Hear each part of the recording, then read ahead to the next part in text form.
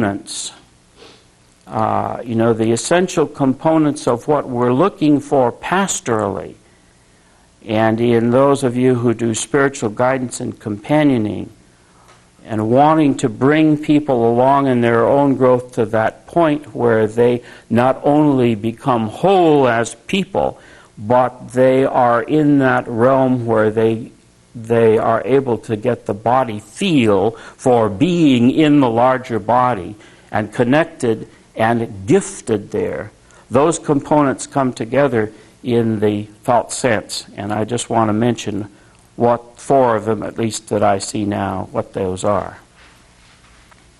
Four of those essential components are clearly in this area of human knowing, which is totally neglected by religious education and most pastoral work at this point. So, number one, in focusing itself and in this process,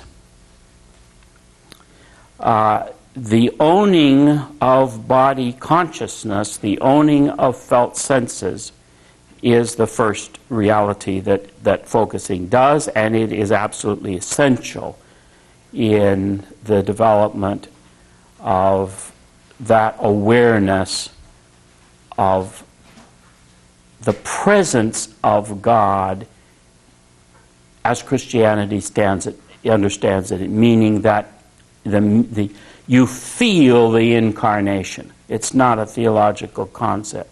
You feel the life of the Spirit. You feel that sense of being in God through the body of Christ.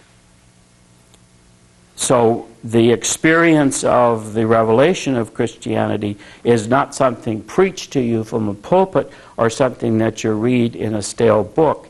It's something that hopefully someday your pastor, your youth ministers, your spiritual guidance counselors in the parish or whatever guide you in, and you in turn guide your family and your children in to it.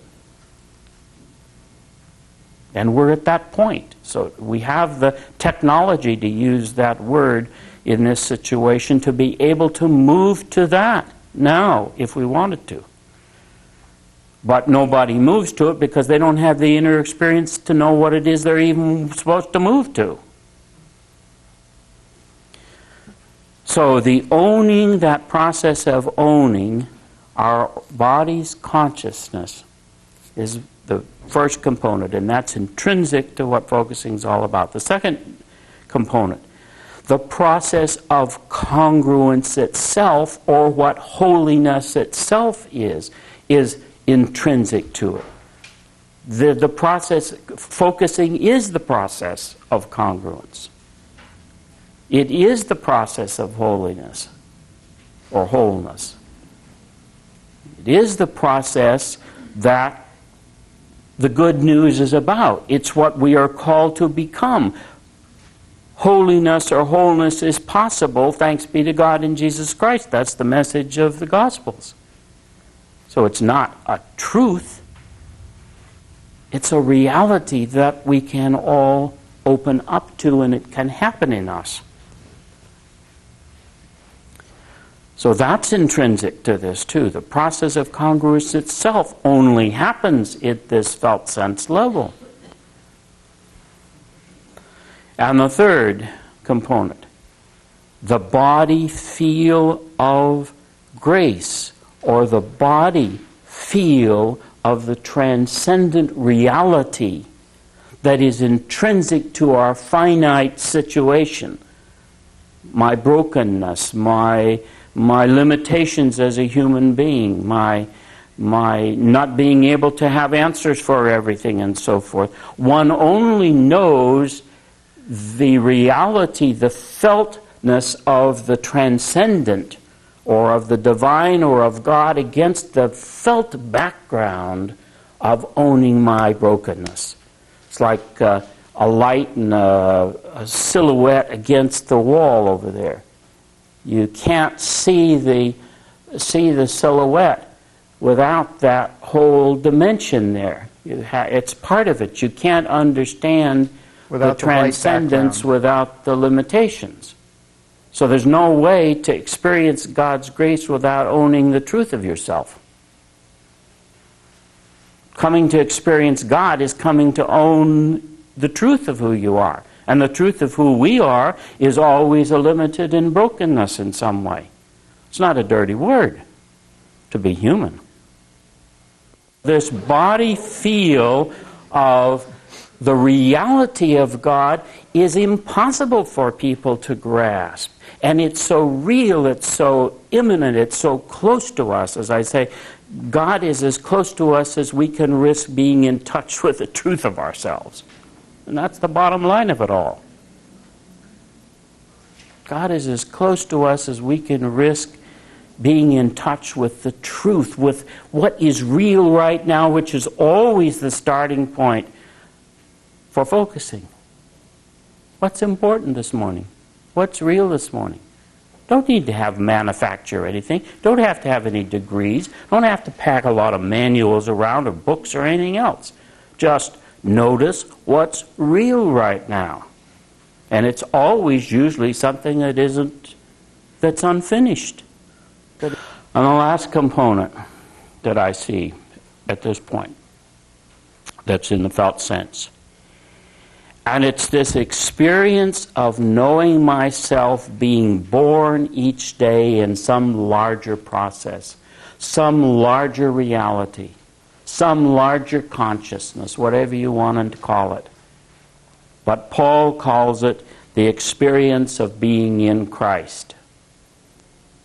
And for those of you who aren't Christians or don't like that interpretation, it's interesting to know that people can identify it. And so I'm not saying it to you to convert you or anything like that. I'm just saying I think that is all through human history and human literature, where people, the North American the natives speak of the spirit in much that same way. The Shona speak of that, but they identify with it in terms of this sort of community of, like what we would call community of saints, but it's a community of their forebears who are there in spirit to guide them. And they say death is the most wonderful part of living, because then you move into that realm or that world of the spirit where you are empowered to do things for those you love that you couldn't do when you were alive on this earth. As to this, if you take those 4 points that Ed just said, owning the felt sense, and the second one was Process of congruence. the process of congruence, Holiness. and feeling the gift, and sensing the larger connection, the larger body. All of those come on the inside. Remember my mother's distinction between the technician who is outside the music and the one who is inside being played by the music. All right, these are all elements of being on the inside. And one of the difficulties we face in our educational system is that in too many instances we have a highly developed system for communicating information, for the technical, for getting across the outside pieces. And the educational systems that perhaps came closest to moving to the inside was the old guild system, when you were apprenticed to someone and you literally lived with that person over a long enough period of time that you not only acquired the external skill, but you picked up the felt sense of the artisan. Or you work with a therapist long enough as an apprentice and you pick up that individual's inside way of being. And you see, it's this being on the inside piece that is lacking in so many instances in our culture. And that's why focusing can be such a healthy step precisely in this culture. Because without in any way negating or denigrating the great technological advancements that we have made, there is an incredible gap in our society, a lack. Over 50% of our marriages fail. That's going to have an incredible impact on this society. as more and more children come from these broken situations, and with all the wounds that they will have to work with in the remainder of their lives. It's this inside piece, and that's the key piece here that is being opened up, and the door is opened, and it's a bio-spiritual focusing issue, because the gift dimension of what comes and the body's sense of the being connected, and this is going to touch everything, even in terms of our what we call our theology in the Christian framework. Because Christian theologians have always been concerned about preserving the transcendence of God. God is out there. God is separate. We're not God. And otherwise we get what they call pantheism. And everybody gets horrifically worried as soon as that word surfaces and starts to roll around. And the issue is, when you move from a content way of looking at things to a process way, when you know what it is to be in control, and then a gift erupts inside, and you're blessed, that gift is totally other from any of your capacity to control. You see, right in the very unfolding of gift inside you, there is the eruption from within your body's knowing of the transcendent, because you can't grunt up a gift. Try to surface for you how incredibly exciting the felt sensing is. Incredibly exciting and on target, and what an exciting and intriguing clue about where we need to go in terms of renewal, Christian renewal, and being able to guide those that we pastor or that we assist or whatever in a completely different direction than what we've been doing for a long, long time. When what is real in each of us is programmed out of the picture by a culture that rewards lying, starting with the way we teach children not only to neglect but cover up their own truth. When our body knowing is disregarded as second-class information at best, because it is not clear and therefore can't be controlled. When we are not even taught by our religions how to dwell in the truth of ourselves in the flesh and blood of our bodies, then we are thrown into the despair of living a lie. This is hell itself, for only in being real can we be in harmony with the rest of what is real around us. Maybe I can better emphasize what I have been trying to say in this chapter by writing a few paragraphs in the form of an old-fashioned parable. Once upon a time, the people in a certain city heard that a very wise and holy person was coming to their town. Word got around, and they were eager to see and to hear this old man. They wanted to sit at his feet and learn from him, because the reputation of his wisdom and holiness had long preceded his arrival. When word came that he was approaching the town gate, the people left their jobs and ran to greet him, escorting him with flowers and songs to the city square. He sat on the steps of the great cathedral, and the people sat down in front of him to be taught.